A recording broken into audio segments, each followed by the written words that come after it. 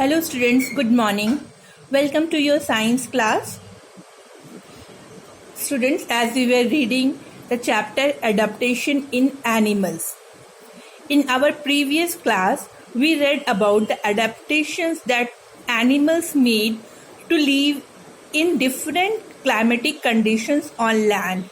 We saw how a polar bear adjusts itself according to the climatic conditions and has a thick fur and white color to adjust itself in its environment. Similarly, we saw how a camel adjusts itself in the deserts by drinking less water and having a thick skin so that it may not lose water through perspiration. Okay, now today we will study about aquatic animals, how these animals adjust in their environment. Okay, now what are aquatic animals? You know that the animals that live in water are called aquatic animals. Aqua means water. So aquatic animals means the animals that live in water. Now there are various animals like frog, fishes, snail, crab, okay, that live in water. So have you observed these animals? What are the modifications in their body structure that make them fit to remain in the water? Now have you closely observed a duck? You will see that the feet of the duck is web shaped, okay, webbed feet, so that it is easy for it to swim in the water.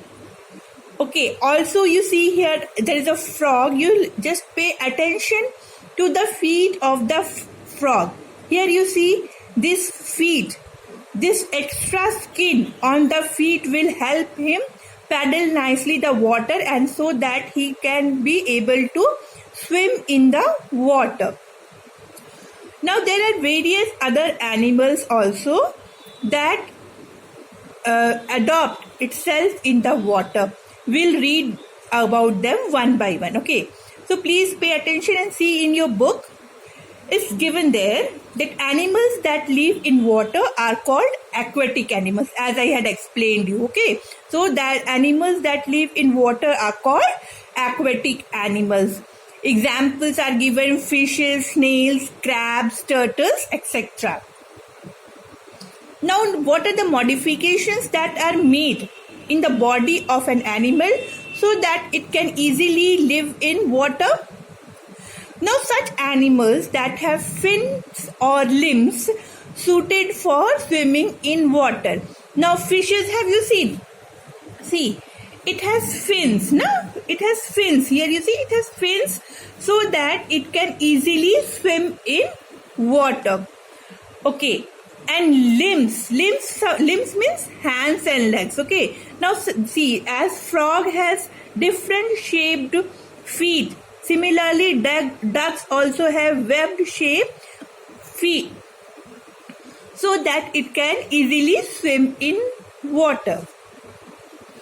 Okay, now turtles also, they can paddle easily, okay, so that they can live in water easily by swimming. Now fishes and crabs have gills that help them to breathe in water. Now you know that all animals, they need oxygen to be alive, yes or no? So now how in water do the animals that live inside the water, how do they get oxygen? They get oxygen in water by the oxygen dissolved in water. You know, water is a very good solvent. It can dissolve various gases inside it. So oxygen easily gets dissolved in water, and the animals that live inside water have organs like gills that can easily absorb the oxygen dissolved in water to breathe in. Okay. Now, have you noticed that some animals can live in land as well as in water? Now, then how? How do they adopt? What changes or what modifications are there in their body so that they can live in both water as well as in land? Now, first of all, we will know that what are these animals called? These animals are called amphibians. What are they called? They are called amphibians. So, the animals that live both in land and in water are called amphibians. Once again, I repeat, the animals that live both in land and in water are called amphibians. Some amphibians are, so examples are given here. See, frog, turtles, etc. Turtle is also example of an amphibian because it can live both in water as well as in land.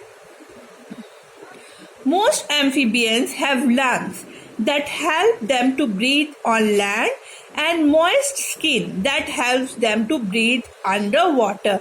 So amphibians have well developed lungs like the animals that live on land.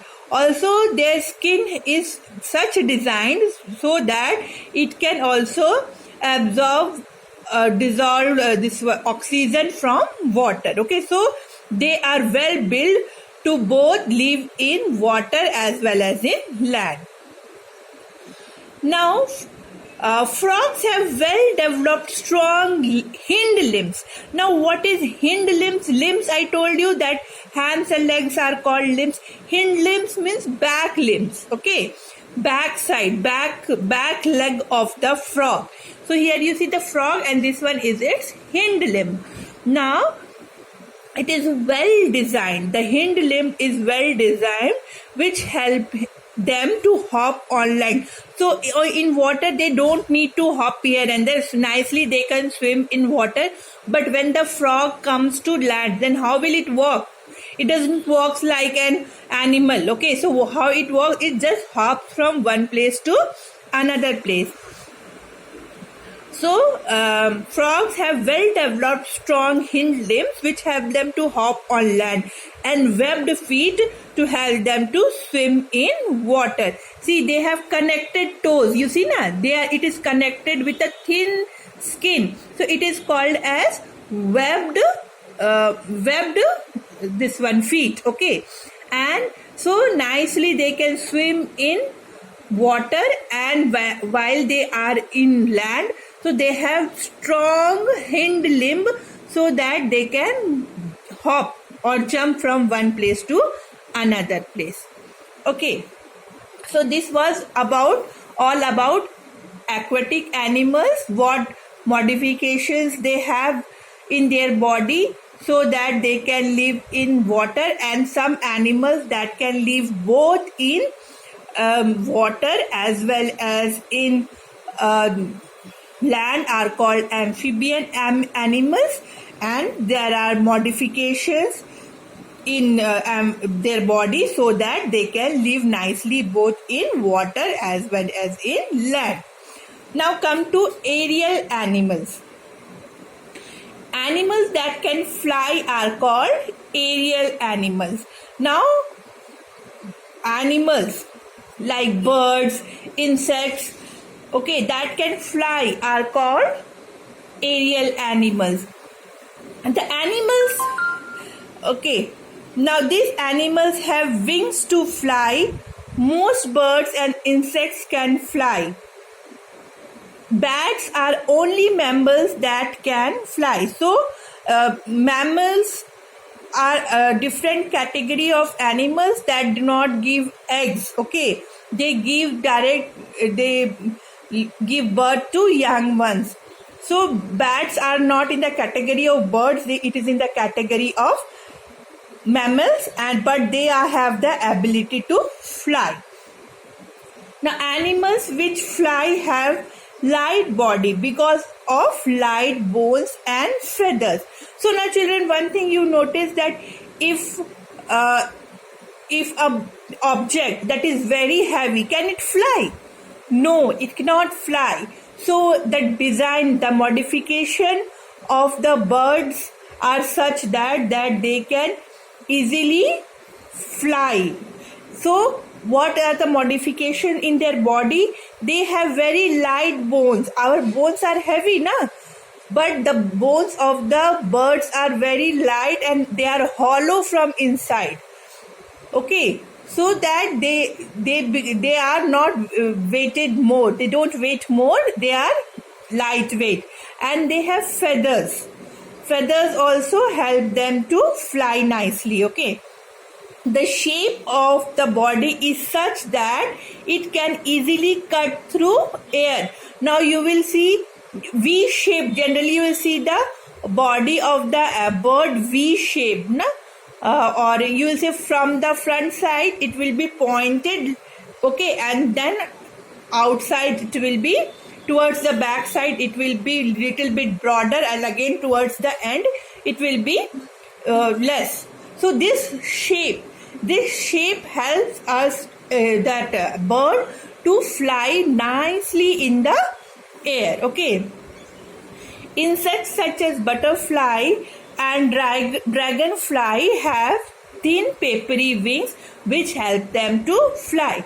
So not only birds but also small insects, they also have very thin wings that help them to fly. So these wings are the modification in the insects so that they can fly easily, and the adaptation in a bird is that the bones are very lightweight or hollow, so that they are lightweighted, and they have feathers so that nicely they could fly in the air. Okay, now